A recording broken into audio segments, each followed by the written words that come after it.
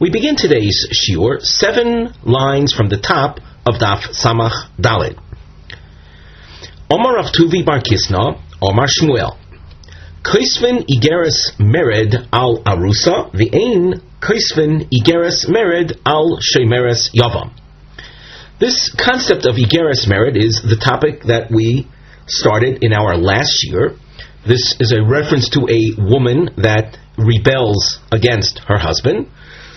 The simple case, we'll say the case that's accepted unanimously, is a situation where a woman refuses to provide intimacy with her husband. In other words, she refuses to be with him as man and wife.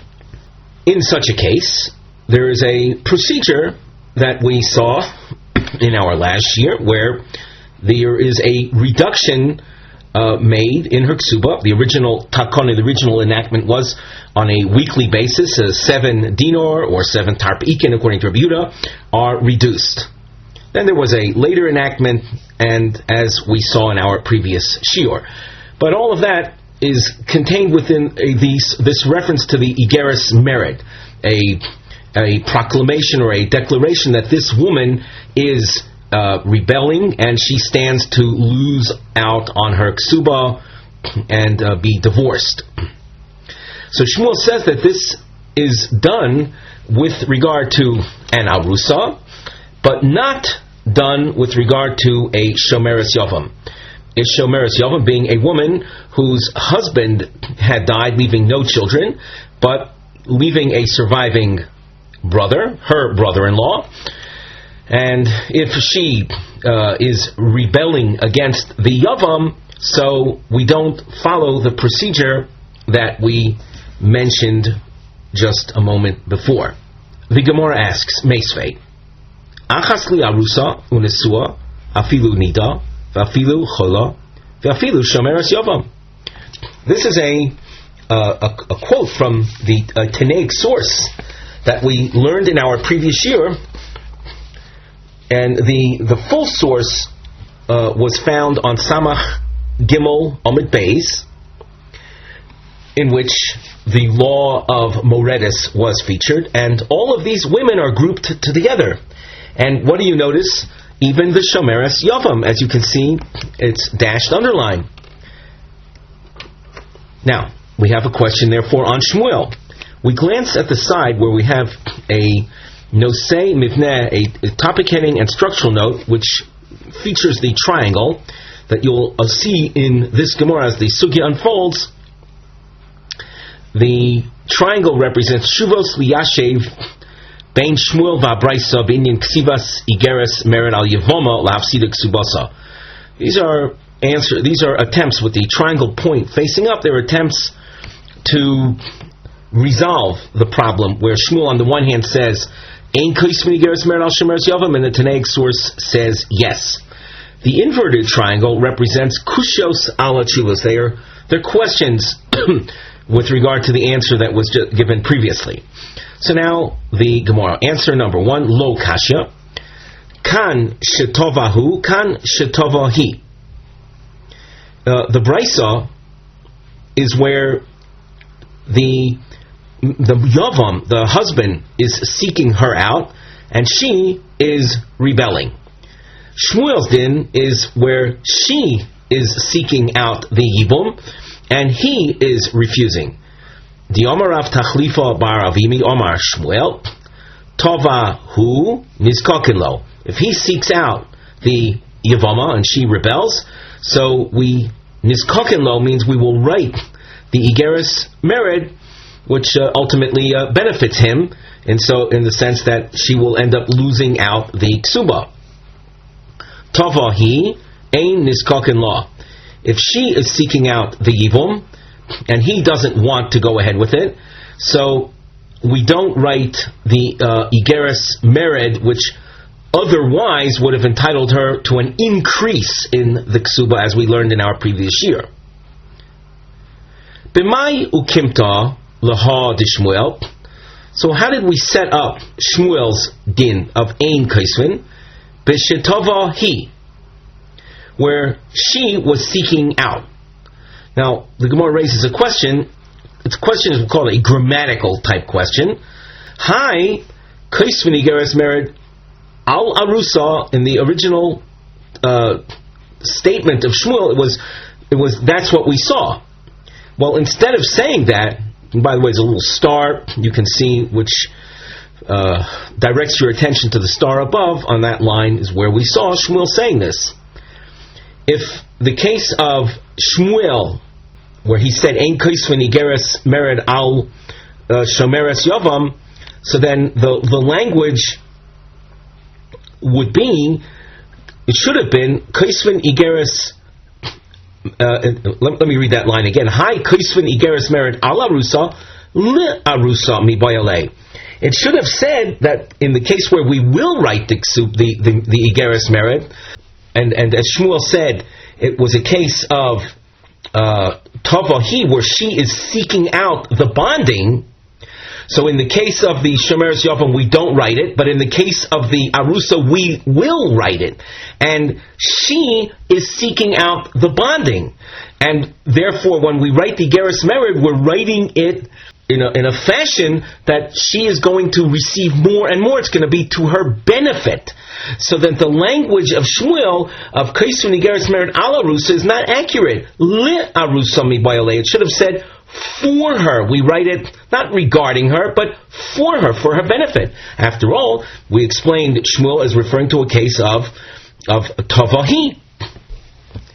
So the Gemara answers, as far as the issue of the grammar is concerned, ha lo kashya. This isn't a problem. Tani le arusa. If it's a matter of altering the text of the original statement of Shmuel, the change between the word al and dropping the ayin so that you have just li arusa, that's a minor problem, and therefore make that change and teach Shmuel's point as Kesubos igeres mered li arusa, because in that case where we described Shmuel as saying she is seeking out the bonding, and he is the one who is rebelling, refusing to go along. The Gemara asks, "My shna shomeres yavam delo." In the case of Shmuel, he said that where she's tova'as, the shomeres yavam, you have the widow and the brother-in-law, and she is seeking out the marriage with him, and he is refusing. He's rebelling. We don't write an igeres mered for her benefit. The Amrinon law, we tell her, Zil lo mifkidis, go. You don't have to get married because you're not commanded. Mifkidis means commanded in the mitzvah of reproduction. So on those grounds, no big deal if okay, you want to get married, and he doesn't want. What's the big pressure for you to want to get married to him? You're not commanded in having children. That's a man's commandment. Well, arusa nami namole. Then in the case of the arusa, let us say the same thing. Zil lo mifkidis, go. You're not commanded. So that even though you entered the first stage of the marital bond, but he doesn't want to go ahead with the marriage and you do, we shouldn't be writing an igeres mered for her benefit when she's not commanded in the mitzvah of having children, i.e. having a family, which is accomplished through marriage. And yet, Shmuel said that we do write an igeres mered for the arusa. Ella b'ba machmas taina. The arusa is coming with a reason, a claim. The Omra, the lady is saying, I want children. Ba'ina chutra liyado mar lekvura. Literally, I want a stick, a walking stick for my hand, and I want a shovel for my burial. Meaning, I want a son. I want children. I want a son that will help me walk around in my old age, support me, physically support me, and I want a son that will take care of my burial. So, regardless of the mitzvah aspect, the woman wants children for, we'll say, practical reasons. And that's the reason that we write the Igeres Mered on behalf of the Arusa when she wants to get married. She wants to go ahead with consummating the marriage and he rebels. She has a strong claim and she's entitled therefore to the weekly increase in the Kesubah. Well, Hachinami Shomeres Yavam Bebo Machmas Tainus. So why don't we apply the same standard to the case of the Shomeres Yavam? She wants to get married. She wants to have a child that will take care of her in her old age and after her death. So why there do we ignore her claims or her wishes? You'll see that we have a double underline just to highlight the uniformity of structure that this Gemara presents. We've highlighted this expression, Ela Idi V'Idi, means both the Shmuel and the Brisa, the Taneg source that we saw, Shetova Hu. The man is the one that wants to go ahead with the marriage, and she is resisting, she is rebelling. Well, if the circumstances of Shmuel and the Brisa are the same, so how do we resolve the difference between them? Velo Kashya. And there's no problem with regard to the Yavoma. Kan lachloitz v'kan liyabem. We will write the Igeres Mered where he wants to do chalitza. And we won't write the Igeres Mered where what he is seeking out is the marriage with her, with the Yibum. The Omer of Pedosam HaRav Yehonasan Tova Lachlotz Niskokin Lo. If he is desirous of chalitza, he wants her to participate in the shoe removal ceremony that releases her, and that's what he wants, and she refuses. So Niskokin Lo, we will write the Igeres Mered, and that's what the Brisa was talking about. Tova Liyabeim Ein Niskokin Lo. However, if he is seeking her out in order to marry her, so then we don't write the Igeres Mered for him. The Gemara asks, "My shno liyabem delo." Why, in the case of Yibum, do we say that we don't answer his claims or his desires, his wishes? We don't write the Igeres Mered, which would, in effect, reduce her Kesubah. The Amrinon Le, we tell him, what do you have to be fixated on her for? Zil v'nosevitzu achriti, go marry another woman. Lachlotz nami, in the case where he is seeking out chalitza, she refuses. Name ole, let us say to him, Zil v'nosevitzu achriti, go marry another woman. What do you have to be so fixated on doing chalitza with her? What's preventing you from going to marry another woman? Ella, the Omar, the husband or the Yavam has a claim. He says, Kevon da'agido bi, since she is attached to me, without doing chalitza, she cannot marry anyone else. The Torah expects her to marry him, the surviving brother, or her brother-in-law. She's attached to him. For whatever reason, she doesn't want to do the chalitza ceremony, but in the meantime, he has this feeling that she's attached to me, and since she's attached to me, lo ka yahavu li achriti, they're not giving to me another woman. In other words, other women don't want to marry me because I'm a fellow that's got this sister-in-law attached to him. And as a result of that, he has a claim. That's what we said when it's Tova Lachlotz Niskokin Lo. He has a strong claim. Well, Hachanami, in the case of Tova Liyabim, where he wants to marry her, and she refuses, Kevan Dagida B, the same problem arises. Since she's attached to him, Lo Ka Yahavu Li Achriti. No one else, no other lady is going to be given over to him. And therefore, for us to tell him, go marry some other lady, that's not reason for us to say, Ein Niskokin Lo. That's not going to be a good explanation for Shmuel, who said that we don't write Igeres Mered al Shemeres Yavam, and you wanted to say that's in a case where he's Tevel Yabem. He is in trouble, and she is not cooperating with him, so why don't we help him out? Elo idi v'idi shetova liyabem. Both in the case of the Bryce and the case of Shmuel, he is seeking out the Yavama for Yibum purposes. He wants to marry her, and she is refusing. If that's the case, if they both have the same circumstances, why is there a distinction with regard to the Moredes, whereby Shmuel says we don't write an Igeres Mered, and in the Brisa we do, and it's the same circumstances. V'lo kasha, there's no difficulty. Kan Commissioner Rishona, Kan Commissioner Achrina. There was an early teaching and then a later enactment.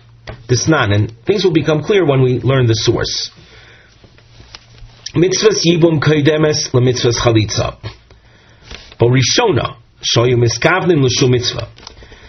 There is precedence given to the mitzvah of yibum over the mitzvah chalitza. Both are legitimate tracks when dealing with a widow of a husband that left no children, and there's a surviving brother.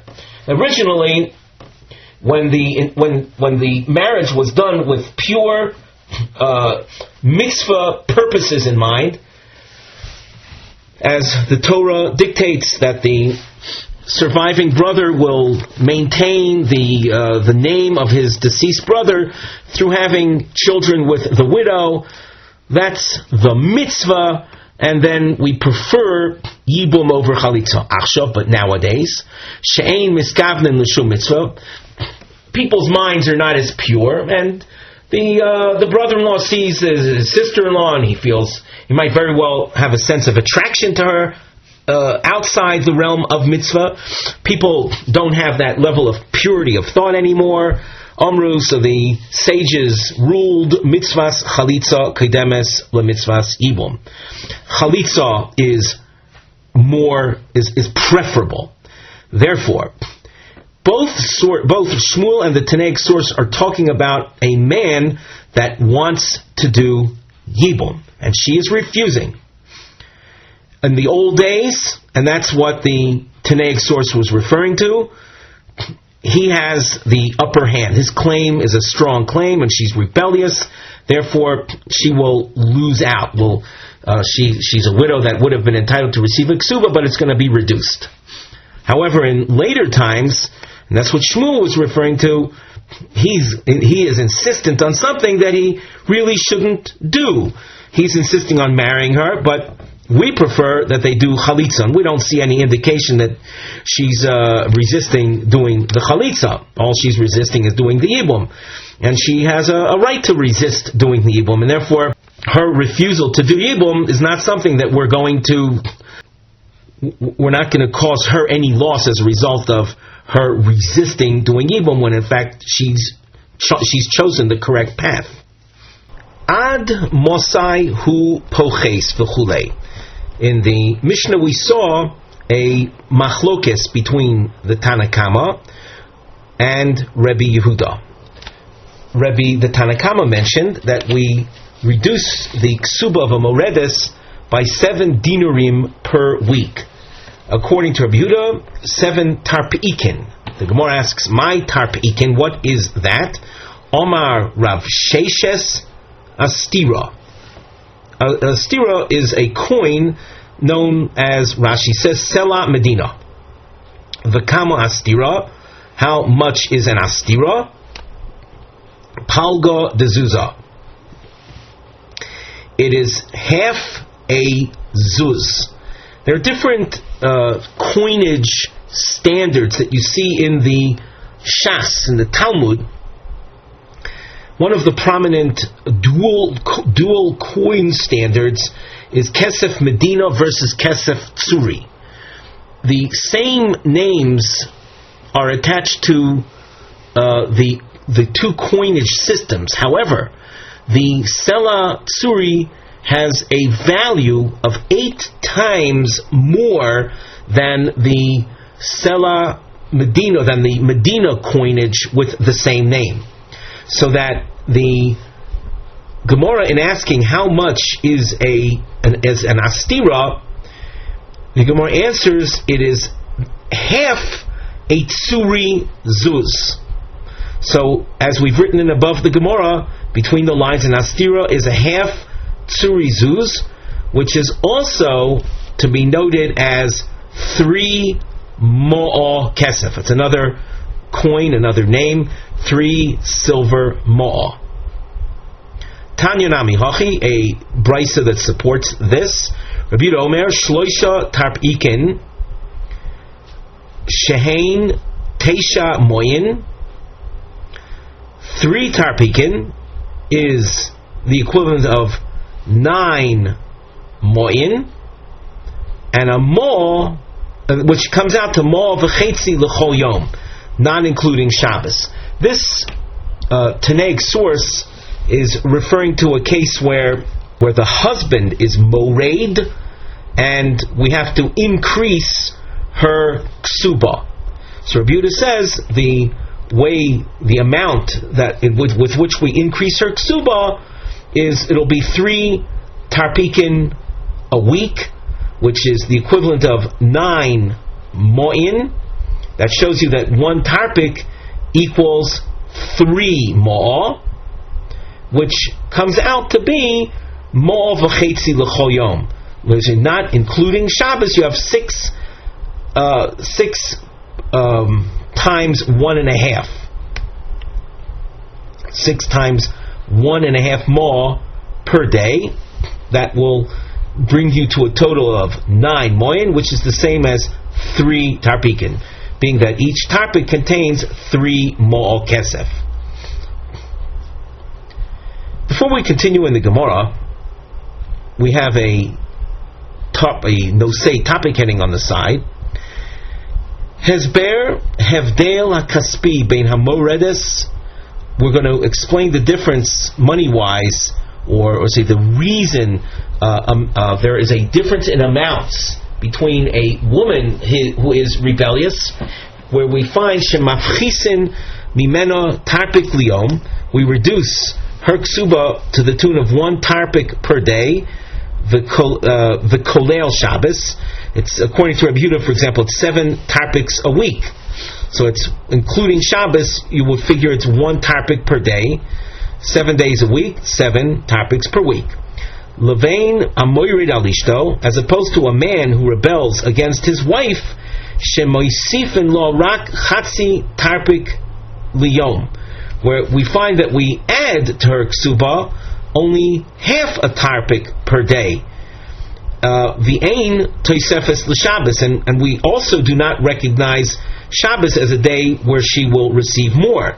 So if you focus on let's say a daily amount, the man is going to be receiving, in other words, they'll be adding to, I should say that the man is going to be able to reduce the amount he pays by 1 full tarpik per day. And the woman, when we talk about her ksuba being increased, it's only going to be increased by half a tarpik per day. So there's a certain level, it would appear on the surface as being inequality. The Gemara.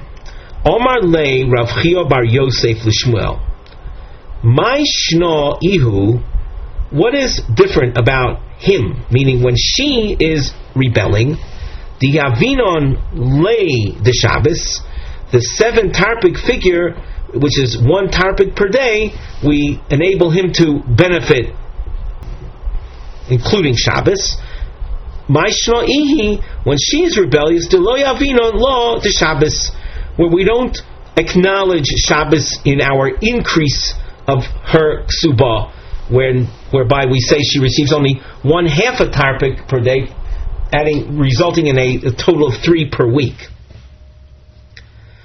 The Gemara answers, Ihi, when it comes to a case where she is rebelling, and the result of that is a reduction in her ksuba, the mifchis ka pachis, where when she's rebelling, we reduce the amount entitled to the woman. Lo merci kischar Shabbos. We're not given the impression that she is getting paid for Shabbos. There's no additional payment being made. There's subtraction that's taking place. So it doesn't appear as if there's payment or income enjoyed on Shabbos as a result of Shabbos. Of course, we're working with the premise that everyone understands that one is not supposed to be paid for work he does on Shabbos. Ehu, the man, when he is rebelling, what happens? We're increasing, we're paying, we're proactive in that sense that we're adding to the woman's ksuba. The oisaifi ka moisfa, there is addition that's taking place, there's payment, so to speak. We continue at the top of Amud Beis, merci kischar Shabbos. It gives the impression as if there is profiteering taking place on Shabbos as well.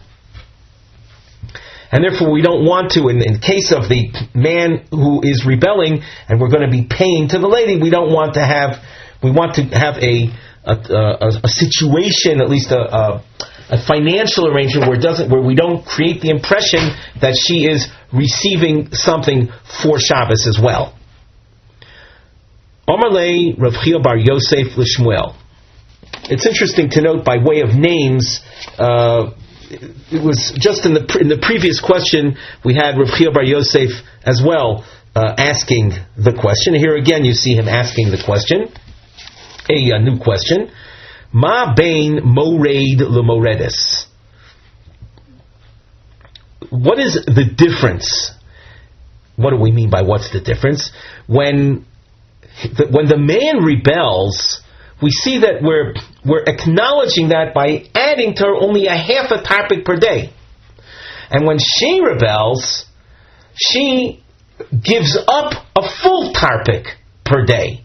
Why that discrepancy, that seeming inequality? Omar le, say ulamad mishuk shel zaynos. So Shmuel, and it's so interesting how we've made this point many times. It's a theme that here at Gemara Markings we try to emphasize throughout the Shas, how the Shas deals on a very earthly level. He says you want to know what the difference is, you go and take a look, analyze what happens when it comes to a man seeking out female companionship, if you want to put it in those nice politically correct terms, or a man who's seeking out female comfort, as is in the case of harlotry. What takes place? Mi socher es mi. Who hires whom? Who is, we'll say, who is more desperate, if we can put it in those common terms? Who needs to hire whom? Rashi, mi socher es mi, hefe omer ha'ish socher es ha'isha. It's the man who's desperate. Shamami no tsa'aroi meruba. The fact that he is seeking out the harlot shows that he is experiencing greater pain by having those needs, let's say, deprived from him. So that if his wife is rebelling, so she is creating more tsar than when he is rebelling against her. Therefore, that increased pain that the man feels is manifest in this we'll call this discrepancy or seeming inequality in money terms. Dover acher, another explanation. Ze yitzro mi bachutz, veze yitzro mi befnim. Rashi says yitzro mi bachutz. Yitzer means literally is one's inclination.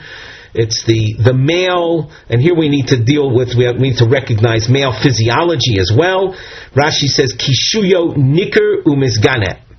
When a man has a desire for intimacy, so the male organ takes on we'll say a different form than it usually is when a person is, we'll say, at rest, and it's something that is visible, and it's a source of genai. It's not something that we'll say. It's not something that increases one's honor when it's noticeable by others.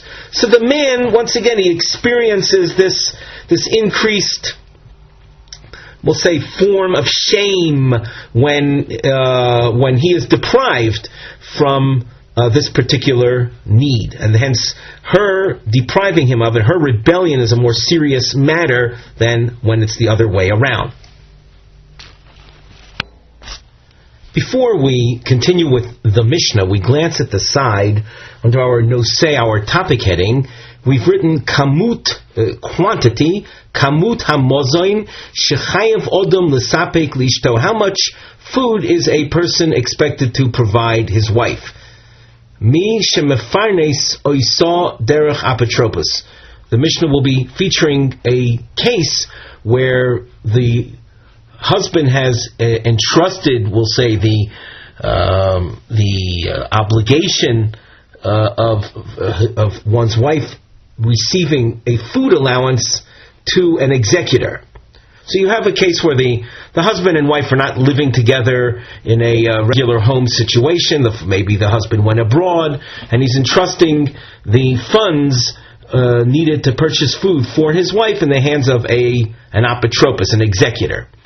So now, how much does the husband have to provide? The Mishnah. Hamashra es ishto al yedei sholish. Man who is mefarnes his wife through an intermediary. Lo yivchois law, he shall not provide any less per week. Mishnei kavim chitim o me'arbo kavim sorim. Not less than 2 kav. Kav is a measure. 2 kav of chita, of wheat, or 4 kav of sorim. Om Rabbi Yossi, lo pasak lo sorim elo Rabbi Shmuel, shoyasamuch le'edom. Here we're going to translate, leaving room for the Gemara to change or elucidate some of these points beyond the simple translation level. But as we learn the Mishnah, we'll just focus on the translation. Rabbi Yossi says that only Rabbi Shmuel, who was near Edom, would make an allowance for barley. The nosein law chatzikav kitnus. In addition to the wheat allowance, there is a half a kav of kitnus, type of legume. V'chatzi lug shemen. A half a lug is a measure, a liquid measure. A half a lug of oil. The kav grogros. O monodvela, a kav is a measure of dried figs, or a mona. Mona is a weight of devela. Vela are pressed figs. So there might be either loose dry figs or pressed figs. Ve'im ein lo, and if he doesn't have that, posek lumosam, in their stead he is to supply peros mimokom acher, fruit from some other place. The nosein law mita mapetz umachzeles, he's to provide for a bed. A mapetz and machzeles are types of mats. A mapetz, Rashi says, is softer than a machzeles. The nosein law kipo l'rosha, and he's to provide a type of head covering on an annual basis. That's a kipo l'rosha. Rashi uses an expression tsaif. That's a type of headgear on an annual basis. V'chagor l'mosneha, a belt. Umin olim mi moyed l'moyed, and shoes thrice annually from holiday to holiday. V'kelim shel chamishim zuz mishana l'shana, and a wardrobe of clothing.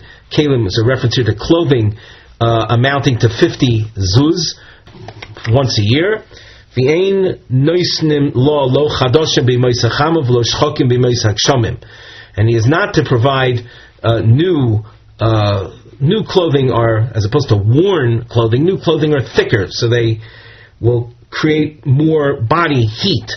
So that that's not to be chadoshim. New clothing are not to be provided for her during the summer season. V'lo shchokim, nor worn out clothing, which by their very nature are thinner and less insulatory. Therefore, they should not be provided during the rainy season, the cold season. Ela noisein law kalim shel chamishim zuz b'maisak shomim. Rather, the 50 zuz worth of clothing are provided during the cold season. V'miskase b'vloisem b'maisak chama, and she'll continue wearing them as they are more worn out during the summer, when she doesn't need the body heat to be preserved.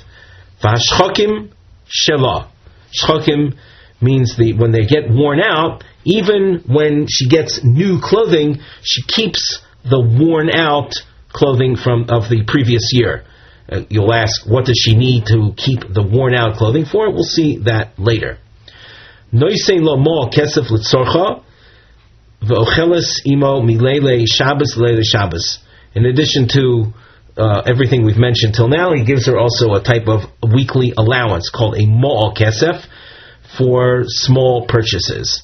And the Mishnah says that the ocheles imo, and here we're just going to translate, the Gemara will elaborate on this, but ocheles imo, she will eat with him every Friday night. Milele Shabbos le Shabbos. So that even if the husband is not the husband is entrusted the wife's support to someone else throughout the week, nevertheless, when it comes to Friday night, they eat together. Ve'im ein nosein lo mo kesef l'tzorcha. If the husband does not provide her with that weekly cash allowance, ma'isa yodel shalah. And the Gemara earlier in the Masechta, Rashi mentions Daf Nun Tes Amud Aleph. The term here of ma'isa yodel is a reference to moser ma'isa yodel, the amount above the expected work production of the woman, the extra amount that she will keep. That's because the husband is not providing her with the mo'al kesef, the weekly allowance. Umahi oisalo, what does she have to produce for him? We just mentioned something called the mosar ma'isa yodel, the amount above and beyond. So what's the expected amount through which we can then know what constitutes above that amount? Answer, Mishgal chomesh sloim shti biuda, shein eser sloim begolil. We mentioned before different coinage systems. There are also different measuring systems, so that, let's say, if you would say that a pound in Yehuda was actually twice the pound of Golil. So that here, using the Mishnah's terms, chomesh, the weight of wool that she's expected to spin in Yehuda is called 5 selah of shti. Shti, in a loom, you have there's two thicknesses of thread. One's called the whoop and one's called the warp. And the shti is the thinner of those two strands. And she's expected to spin 5 selah is a weight, 5 selah in weight of shti in Yehuda. And when you that weight will in Golil terms be shein eser sloim begolil. It's 10 sloim in Golil. Don't make the mistake to think that in Golil we expect her to produce twice as much as a married woman in Yehuda. That's not so. It's just that the weight of 10 selah in Golil is the same as 5 selah in Yehuda because of their different standard. They might use the same name, but it's a reference to in effect a different weight. Oy mishkal eser sloim orev bihuda. Orev is the thicker of the two types of threads that are put on the loom. So Rashi pointed out that it's more difficult to spin the shti type thread, the thin threads, than the thicker ones. So that she's expected to produce more of the thicker kind of thread, being that it's easier to produce. Hence, the Mishnah says either she's to produce 5 selah of shti in Yehuda, or mishkal eser sloim orev bihuda shein esrim sloim begolil. If she's going to be working on the orev quality thread, then it would be 10 selah in Yehuda and 20 in Golil. V'im hoisa menika, if the woman is nursing, pochasin la we expect less work production. Umosifin lo al-mezonot, we're going to add to the amount of food she is to receive.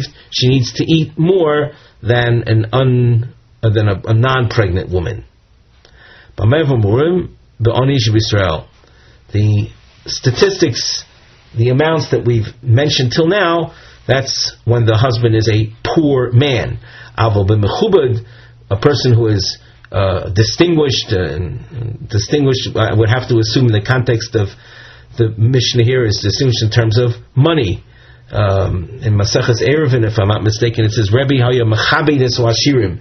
Rabbi showed honor to the wealthy, so that the term mechubad, honor, and wealth are terms appropriate with one another. So if someone is wealthy, hakol lefi kvodo. So then the amount that he's going to be expected to provide his wife in the items mentioned above will be in accordance with his abilities. All we gave above were we call the minimum amounts. Let me point out that the Gemara from here till 4 lines from the bottom is, I would say, is a highly statistical type Gemara. Statistics meaning numbers and their equivalencies in terms of food that will be featured quite extensively in this section of Gemara. For those who may have learned Maseches Eruvin, this piece of Gemara may seem quite familiar. Before we begin the actual Gemara text, we glance at in the margin, we see the nosei, the topic heading, Moni Masnisen, who is the author of our Mishnah, Shebeshnei Kav Yesh Mozon L'Shavua Yomim. Mishnah mentioned that 2 kav of wheat would be sufficient to cover the woman's food needs for a week. That means, roughly speaking, if every day a person eats 2 meals, and we'll make that certainly is an assumption we're going to make and accept, a person eats 2 meals a day, and 7 days a week, that would be 14 meals. So we have to look for someone who holds that 2 kav, that is the amount featured in our Mishnah, would be the amount for a week's worth of food. And hence the Gemara opens up with the question, Moni Masnisen, in accordance with whom is our Mishnah? Lo Rabbi Yochanan ben Berger, v'lo Rabbi Shimon. These are 2 Tanoim whose names appear amongst other names that will also appear, but the Gemara is focusing on these names, saying that our Mishnah that said that 2 kav is the quantity of food for a week, namely 14 meals, 2 meals a day, that's 14 meals. The Mishnah that said that is Lo Rabbi Yochanan Berger of the Lo Rabbi Shimon. It doesn't conform to the opinions of either Rabbi Yochanan ben Berger nor Rabbi Shimon. And now we see a source, and you can just take note of the fact we have a long question. The question being, who is the author of our Mishnah? Disnan. We have a Tanaic source that features the amount of food necessary for making an Eruv Tchumen.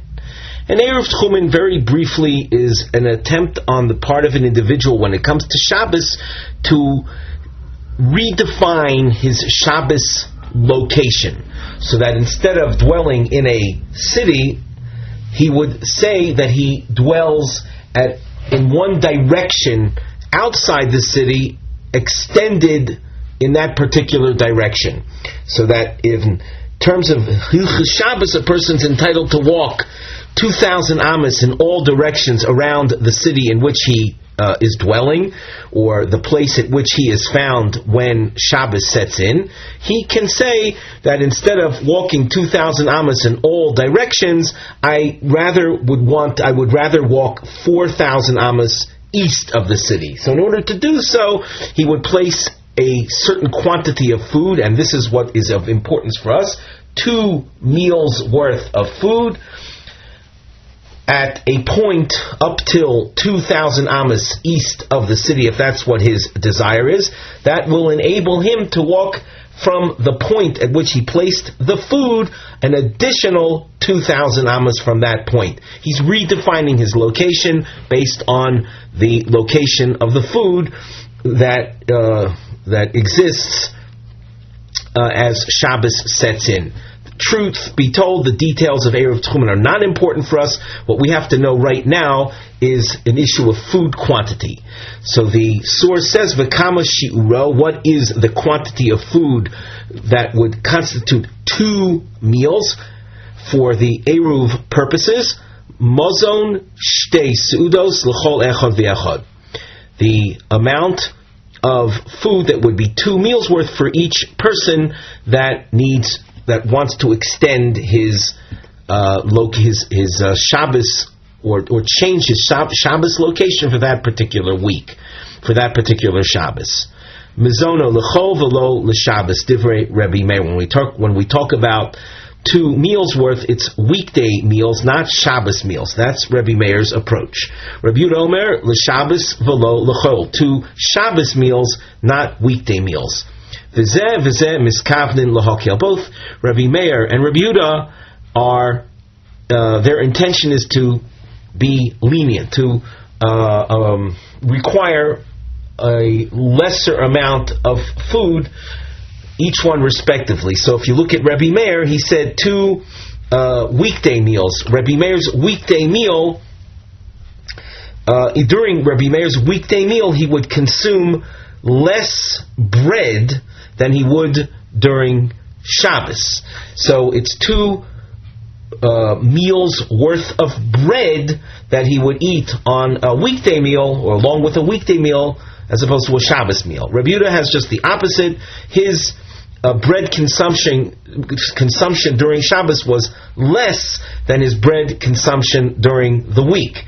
So 2 Shabbos meals of bread for Rabbi Yehuda is less than 2 weekday meals for Rabbi Yehuda. That's what the source means when Zev is that each one, Rabbi Meir and Rabbi Yehuda, were trying to be Mekil, each one respectively.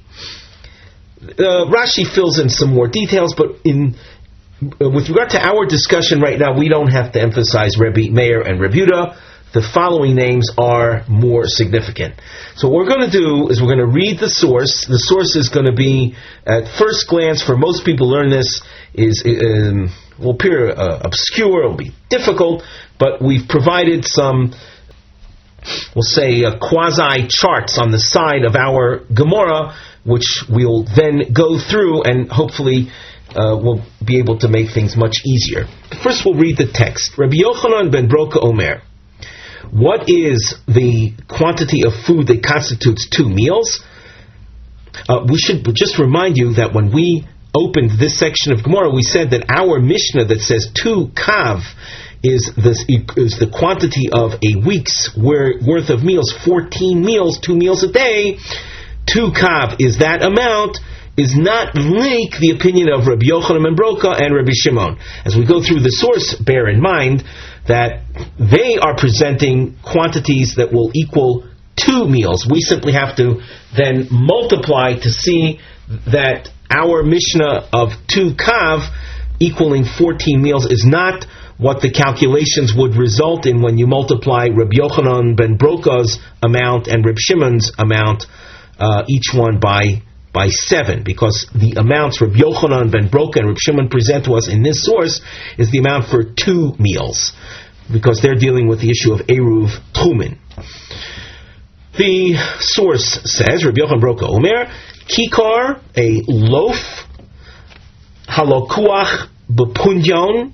Punyon is a type of coin. It's a loaf of bread that you would be able to buy for a punyon, me'arba sa'in Sela. Sela is also a coin. It's a much larger coin than a punyon. And 4 sa is a quantity that's much larger than the kikar that's featured in this source. So Rabbi Yochanan Broka is telling us 2 meals is contained within a loaf that you would buy for a punyon, when 4 sa of wheat would go for a sela. Rabbi Shimon Omer, shtei yodos l'kikar, how much is there in 2 meals worth of bread? It's shtei yodos l'kikar, it's 2/3 of a loaf, misholosh kikros l'kav, when 3 full loaves are contained in a kav. So what you have to do then is You have to subdivide here the three full loaves that would equal a kav. How much is contained in 2/3 of a loaf? Again, as we said before, we'll deal with the numbers in an orderly fashion when we look at the side of the Gemara very shortly. The source goes on with a series of additional halachas, but we do not have to emphasize, we don't have to really offer too much explanation. Do not dwell on the continuation of this source other than the minimum amount that we're going to say, because it gets off the topic. The amount that we've given so far is an amount for Eruv Tchumen. It's the amount that would be equivalent of 2 meals worth of bread. Half that amount, Chetzia Lebeis Hamenuga. Half that amount has relevance to laws regarding someone who is in a house that's afflicted with tzoras. How long must he dwell or stay, tarry in the house in order to become tomei? A presence in a tzoras afflicted house renders the individual tomei. But how long would he have to tarry in the house? The amount of time to eat bread, half the quantity that was mentioned for Eruv Tchumen. The Chatzi Chetzia Lifsolas Agvia, and half that amount means half the amount of the base hamenuga that we just mentioned. If one would eat tomei food, half that amount, so then he would become, on a rabbinic level, the person who ate tomei food to that amount would become tomei. Gvia means his body, his own body would become tomei, and that has ramifications with regard to eating of truma, that a person who ate tomei food and he himself became tomei cannot then eat truma until he purifies himself. And then half of that amount, the chatzi chetzia lekabel tumas ochlin. In order for food to be able to absorb food defilement, and when we talk about absorbing food defilement, let us talk about food to become defiled. In order for it to have the power to communicate tuma to other food, then that the minimum amount of food required for that is half the amount that was referred to when we dealt with psul gvia, and psul gvia was half the amount with regard to that which was referred to by the Beis HaMenuga, and Beis HaMenuga was half the amount required for Eruvei Tchumen. Again, my apologies if that seems a bit abstract or unclear. It's not important for our efforts right now. Now we get down to brass tacks. You see, the Gemara continues with the question, money. Our Mishnah that said 2 kav is equal to 14 meals, it's according to whom? Rabbi Yochanan ben Broka. If you go through all of the statistics that we'll try to present shortly, if you think that our mission is authored by Rabbi Yochanan ben Broka, well, Tamni Havyan, 2 kav, according to Rabbi Yochanan ben Broka's calculations, 2 kav will yield only 8 meals. Our Mishnah puts forward that 2 kav would equal 14 meals. The Rabbi Shimon, and if you were to say that our Mishnah is authored by Rabbi Shimon, 2 kav, according to Rabbi Shimon, would yield Tamni Havyan 18 meals, not 14 meals. So our Mishnah is somewhere in between. It's not Rabbi Yochanan Broka whose calculations would lead us to 2 kav equaling 8 meals, nor Rabbi Shimon, according to whom 2 kav would yield 18 meals. So how do we get to all of these numbers? So let us look at the side. We have some notes on the side. You can find them by looking at the starred notes. There's a single starred note, and it says on the side of our Gemara, Rabbi Yochanan ben Broka. 1 selah, these are, we'll just say these are statistics, these are amounts, and we'll work with them as givens. 1 selah, selah is a coin. 1 selah contains 48 punyons. Punyon is a much smaller coin. It's 1/48 of a selah. Another point that we saw is that one selah will buy you'll be able to buy with one selah 4 sa'ah. That was mentioned in the source. 4 sa'ah is a quantity of wheat. 1 sa'ah, another statistic that you should know, equals 6 kav, and that would cost you 12 punyon. Now, how did we get to that? Well, we just saw before that 4 saw is the same as is equal to 1 selah, and that 1 selah was also 48 punyon. So instead of talking about 4 saw costing you, let's say 48 punyon, 1 saw would cost you 12 punyon. Now we go to the cost of 1/2 a kav. On the line just before we made reference to 6 kav. So here you're dealing with 1/2 a kav. That's 1/12 the amount that just referred to. 1/2 kav is then 1/12 of 6 kav. If 6 kav will cost you 12 punyon, 1/2 a kav is 1 punyon. What did Rabbi Yochanan Berger say about the amount of food that would constitute 2 sudos? Rabbi Yochanan Berger said it's the amount that you find in a loaf that you would buy for 1 punyon. Of course, when 4 saw was a selah. That's what we've described just now. 1 punyon will get you a loaf that's 1/2 a kav. And that loaf, a kikar, is 2 meals. Therefore, 2 kav, which is a quantity we saw in the Mishnah for a week's worth of meals, what is 2 kav going to be equal to in the eyes of Rabbi Yochanan Berger? 2 kav, according to Rabbi Yochanan Berger, we've written on the side, 2 kav shemofia b'Mishnah lefi cheshbonish Rabbi Yochanan Berger, 8 su'udos, not lo yudalid, not 14. How did we get to 8 meals? Well, if 1/2 a kav is 2 meals, how many half kavs are there in 2 full kavs?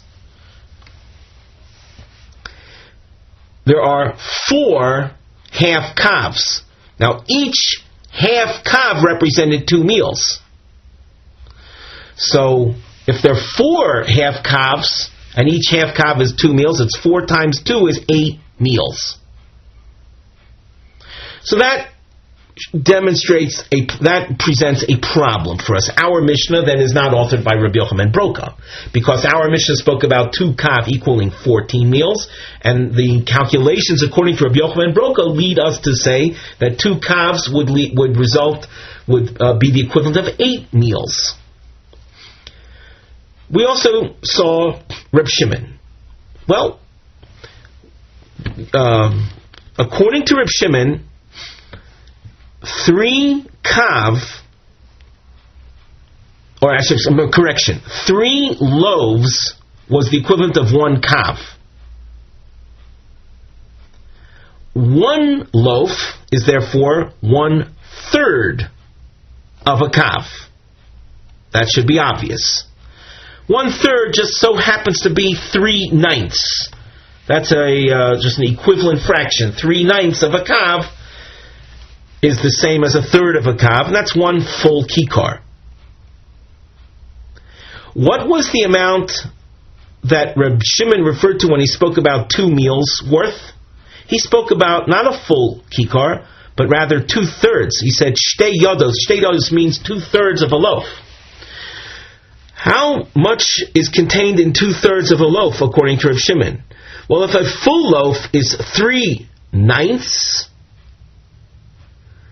what's 2/3 of 3/9? What's 2 out of 3 parts when you're dealing with that fraction? 3/9 are 3 parts, 3/9. 2/3, 2 of them would be 2/9.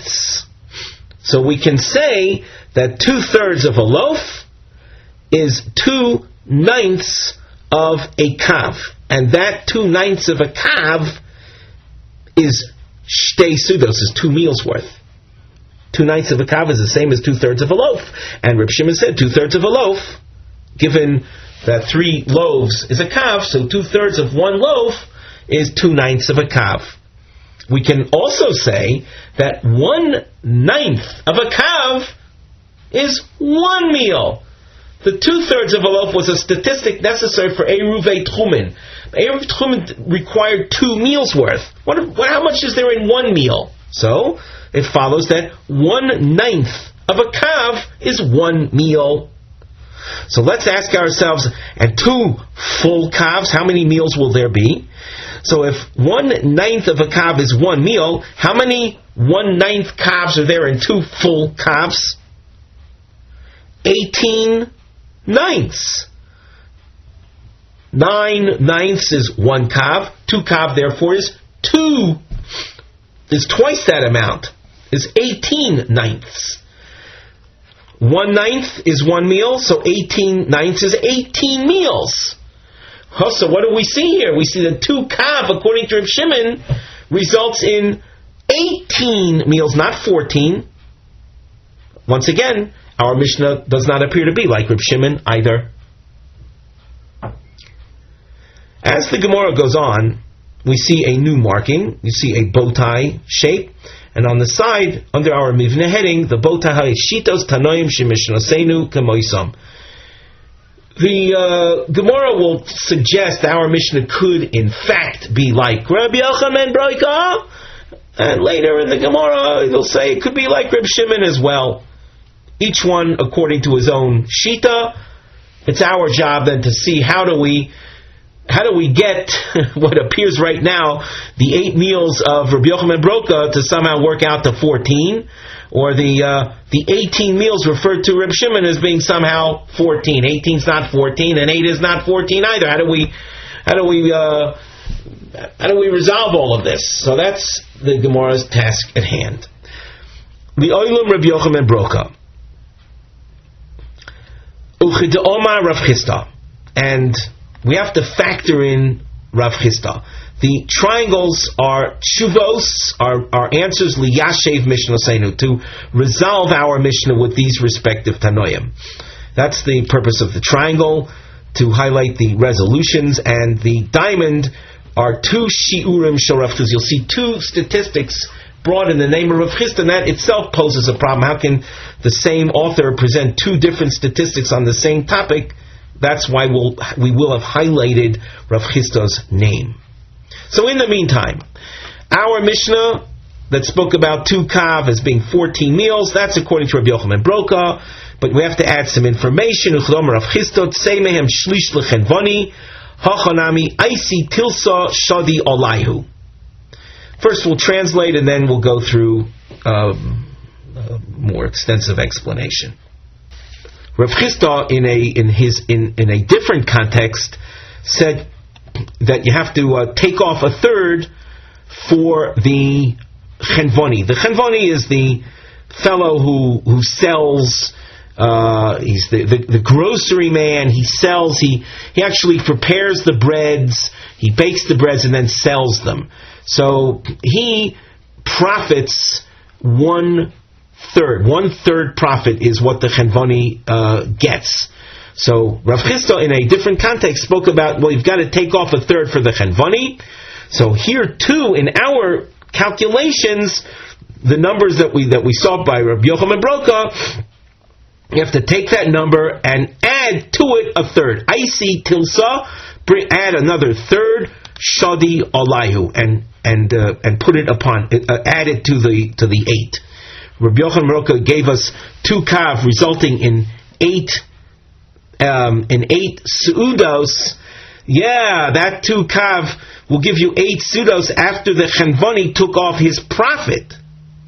But in reality, the 2 kav of wheat, when you grind it and you make it into flour and you bake it, it will in actuality produce not 8 meals worth, but add a third means you take 8, divide it into 2, and add one of those upon it. So what we would do is you take 8, and you add 4, because 4 represents a third of the new number, namely 12. Let's take a look at the Rashi, 5 lines under the Gemara, under the Gemara text. Say mehem shlish chenvoni, Rabbi Yochanan, that's Rabbi Yochanan Berger, lo shiur bechatzi kav. He didn't make his statement of 2 meals based on a half a kav. Ella, but rather Rabbi Yochanan ben Berger said that 2 meals is bekikar halakuch bepunyon menechenvoni. It's a loaf that you would buy from the merchant in exchange for paying him a punyon. Vehu lokach arba soyin chitin besela. The chenvoni, we mentioned before, he's not only the vendor, but he's the baker. He's the businessman. That businessman, the chenvoni, buys 4 sa'ah, arba sa'in chitin, 4 saw of wheat, besela, and he pays a selah for it. And you have to know, umistakir shlish b'torah. He profits 33.3%, a third, because of all of his efforts. He buys raw wheat. He has to grind it. He has to make it, and after that makes it into flour, and all the procedures that are necessary until you finally get a baked loaf. That's all upon the chenvoni, so he has a right to a respectable profit. So he profits a third. So now, what we know about the chenvoni is that he bought 4 sa'ah for a selah. We also know that when he sells his loaves, he's profiting a third. That means that when he sells 3 loaves, 2 of them help him break even, and the third loaf that he sells is profit for him. Nimtzu, the result of all of this is bechatzi kav shalosh seudos. When you deal with the let's say the simple measures, a half a kav, which by the way we pointed out earlier, a half a kav is 1/48 of a 4 sa'ah. There's 6 kav in 1 sa'ah. There are 24 kav in 4 sa'ah, and there are 48 half kavim in 4 sa'ah. So, when the chenvoni sells, when he produces a half a kav, he's actually producing 3 meals worth. Hashtayim hu mocher bepunyon, 2 meals worth, which is 2 meals worth. He will sell for a punyon, shenosan, that the customer paid for. Vagimel mistaker, the third is the third is going to be his profit. So once again, in a half a kav, in reality, not like we thought before that a half a kav represented 2 meals. No, a half a kav represented the amount that a chenvoni would sell plus his profit of a third. So that when it comes to Rabbi Yochanan Berger, he said that if you buy with 1 punyon, you buy a loaf, and that loaf represents 2 meals worth. You have to realize that that's what the customer bought. The customer bought a loaf that has 2 meals worth of bread in it. But as far as the amount that a half a kav will produce, it produces not 2 meals worth. A half a kav will produce 3 meals worth of food. We now turn back to the Gemara. Our original calculations led us to believe that Rabbi Yochanan Berger's half a kav produced, Rabbi Yochanan Berger's 2 kav would yield 8 meals, and now we're telling you that in reality, from 2 kav, according to Rabbi Yochanan Berger, you would be able to get 12 meals worth of bread. Nevertheless, Akati, the Gemara asks, Tarti Sari Havin, that's still 12, and she needs 14 meals. So how can our Mishnah say, give her 2 kav? Granted, according to Rabbi Yochanan Berger, 2 kav would provide 12 meals for the woman, but she's being supported by a sholish, by an apotropis. She deserves 14 meals, so 2 kav isn't enough. The Gemara answers, why do you say that 2 kav is not enough? She eats with him Friday night, so that the 12 meals that the 2 kav represents, that's 12 meals for the 6 days of the week, and she eats with him Friday night. So 12 meals are enough for her. So the husband will be giving her directly the food of Friday night. So that pshat is helpful if you say that achila, when the Mishnah said she eats with him every Friday night, that means actual eating. So that meal is covered by the husband himself, and the executor doesn't have to provide that for the lady. Equals tashmish ma'iko lememar, but according to the interpretation that achila meant intimacy, so we're still short meals. 12 meals is not enough. And a second and maybe more obvious problem is tleisar havyon. The 2 kav, as we've said till now, will get her 12 meals. The Friday night meal, that'll be the 13th meal, but she needs 14 meals. So we've accounted only for 13. So the 2 kav is still not enough. Ella, Kidom Rav Chisda, Tzei mehem mechza lechenvani. Hachinami asya palga v'shadi alayhu. When it comes to the 2 kav and what it actually produces, so for a person that buys a loaf for a punyon, so it's true he's getting 2 meals worth. But that's after the chenvani took off his profit. And how much does the chenvani profit? Not 1/3, but rather 1/2. So that if after profits we see that a half a kav equals 2 meals, in truth, a half a kav would produce 4 meals, because the half kav represented the half kav equaling 2 meals represented the amount after the chenvani took off his profit. So when we deal with a half a kav, a person will be able to produce from a half a kav in reality not 2 meals but 4 meals. So that having been said, we're going to add not 1/3 but add a half.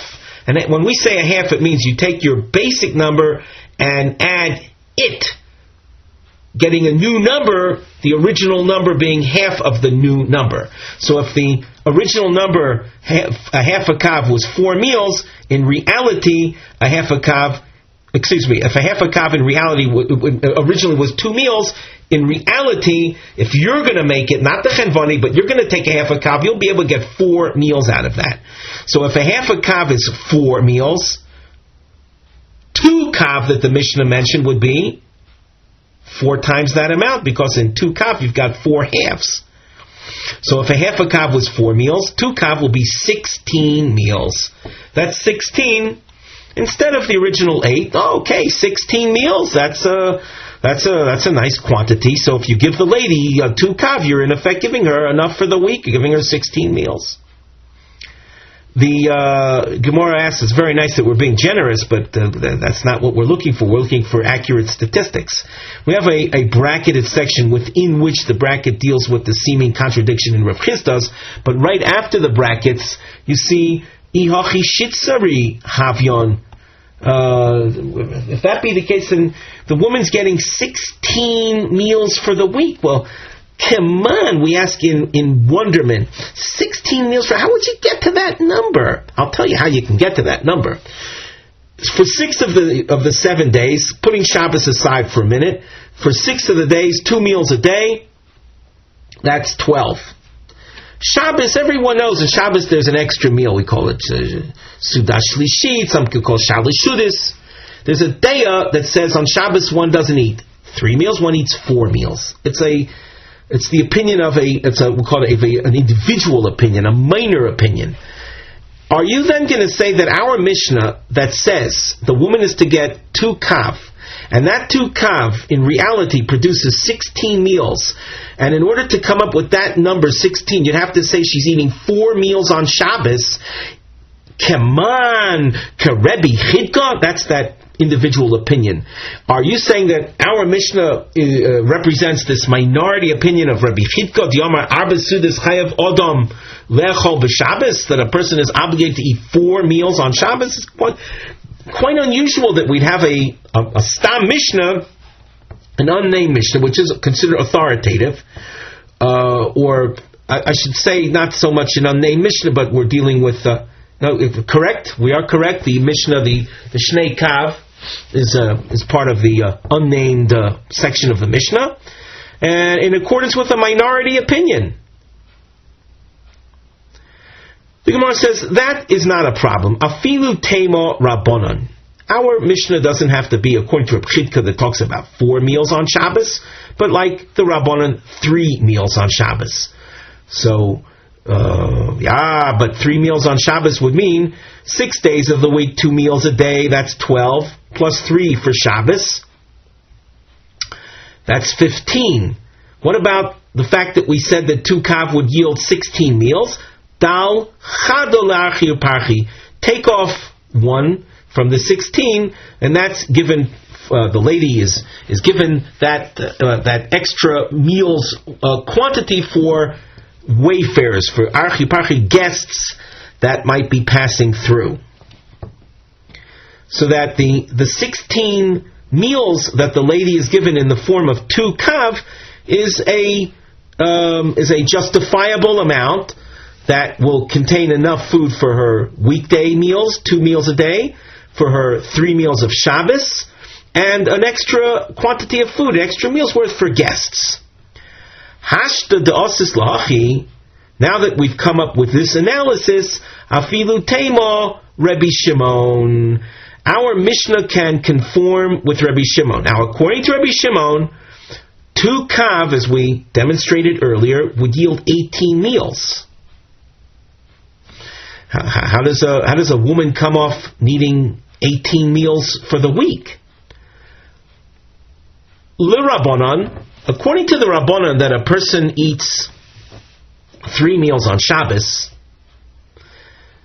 so that would result in 15 meals for the week. That's 12 for the weekdays plus 3 for Shabbos, 15. Dal tlas li'archi uparchi. From the 18 that Reb Shimon would give her, take off 3 meals worth of food for the visitors. And the Rabbi Chidka, according to Rabbi Chidka, that a person is going to eat actually 16 meals during the week, including Shabbos, that is, 16 total.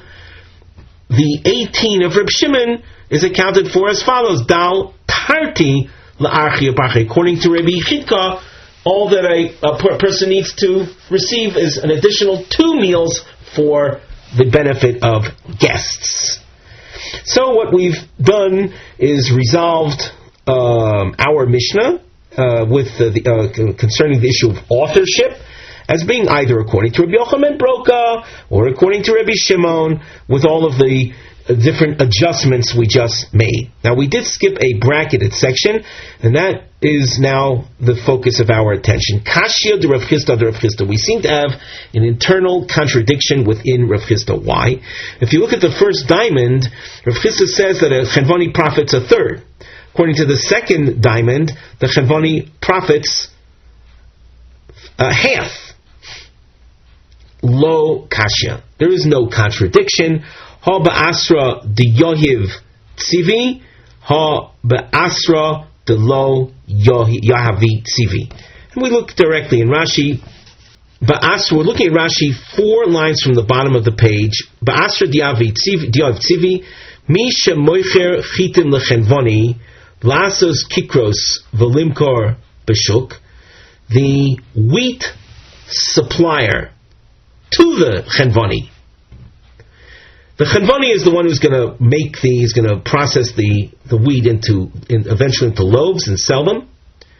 B'mokim shu noisein lechenvani eitzim lefois, where the wheat provider, the wheat wholesaler, also provides the fuel, the eitzim is wood, the fuel for the chenvani. Eino mistaker elo shlish. The chenvani doesn't need to profit any more than a third. He doesn't lay out any additional money for wood. He doesn't have to go out on his own to buy the wood. It's included in the wheat that he purchases. And Rashi goes on, Uvamokim she'eino noisein eitzim. We'll just assume that the guy who's supplying the wood, it doesn't result in the chenvani paying extra because he's also getting the wood. The guy who supplies the wheat, he throws the wood on top, so to speak. It's a freebie. So the chenvani he's not paying any extra for the wood, so he doesn't have to cover the expenditures through added profits. So he profits 1/3. However, mokum sheina noisein eitzim, where the wheat supplier supplies only wheat, it doesn't supply the fuel. Me'akev la'atzmoi mechza, the chenvani will keep for himself half of the stuff that he sells for profit. Shemimayit hakikros limkor biyoker kidei yitzias ha'eitzim. The fact that the chenvani has to lay out funds for the wood, that forces him to reduce the amount of kikros that he will sell simply to break even, needing more kikros to sell in order to realize the profit, and the profit, that extra profit he needs to compensate for his fuel expenditures. So the main thing for us to realize, there's no contradiction within Rav Chisda's between his statement of a third profit versus a half profit. The Mishnah had made reference to, in addition to the possibility of feeding the woman wheat, the statistic of 2 kav of wheat was mentioned, or 4 kav of barley. Rabbi Yossi said that this reference to barley would have been made only by Rabbi Shmuel, who was near Edom. So the Gemara, Omer of Yossi, 4 lines from the bottom, Lo pasak sorim v'chulei, elo be'edom hu de'achlin sorim b'kuli alma lo achli. Rabbi Yossi gives us the impression that because Rabbi Shmuel was near Edom, that's why any reference was made to barley, because otherwise no one eats barley. Is that true? Is it only in Edom that they eat barley and the rest of the world? No. Hochi komar. So the more accurate understanding of the Mishnah is as follows. Lo posak sorim kiflayim bechitim elo Rabbi Shmuel sheyasomuch le'edom. The amount mentioned in the Mishnah of barley was twice the amount mentioned for wheat. So Rabbi Yossi is telling us that this idea of a double amount of barley relative to the wheat that would have been stated only by the likes of Rabbi Shmuel, was near Edom. The barley from Edom was of poor quality. My impression is that there was probably a lot of debris, maybe a lot of shells, or the amount of kernel available for making barley flour in any given grain there was significantly less, so that you'd have to give a very large quantity, twice the quantity of raw barley, in order for the woman to realize a week's worth of food, double the amount relative to the wheat in barley terms, in order to get that week's amount of food. The nosei lo chatzi kav kitnis, the Mishnah mentioned a half a kav of kitnis. The ilu yayin lo kotoni. The Mishnah doesn't make any reference to a wine provision for the woman. Once again, we emphasize we're talking about a woman who is being supported through an executor. Her husband is not with her, and the Mishnah makes no reference of the executor providing the woman wine. Messiah Rebbe Ozer, this supports Rebbe Ozer, the Omer Rebbe Ozer. The Gemara continues at the top of Daf Samachay. Ein poiskin yenois liisha. We do not supply, we don't arrange for wine to be provided for a woman. The Im Tomar, you might ask, what do you mean? What, women don't drink wine? The Pasuk says, Elcha acharei mahavai noisnei lachmi umeimai tzamri ufishti shamni vishikuyoi. The Pasuk describes a woman who is following her beloved, who provides her with all kinds of food matters and clothing matters, and it says vishikuyoi. Shikuya means like mashke, a drink, and the drink we're associating with wine. So women do drink wine. The Gemara says no, shikuyoi in the pasuk is not a reference to wine, but devarim ho'isho mishtoikekes alein, things that a woman desires. So the root of the word, the shin kuf in that word, isn't from what we thought the word mashke, but rather hishtokikut, to desire. Umay nihu, and my nihu, what are those things that women desire? Tachshitim, jewelry. So the point of this last section of Gemara dealt with the idea that we do not provide women who are being supported through a sholish, through an apotropos. We don't provide her with a wine provision. The Gemara will continue with more discussions concerning this matter of wine, but Amir Tzashem will pick that up in our next shiur.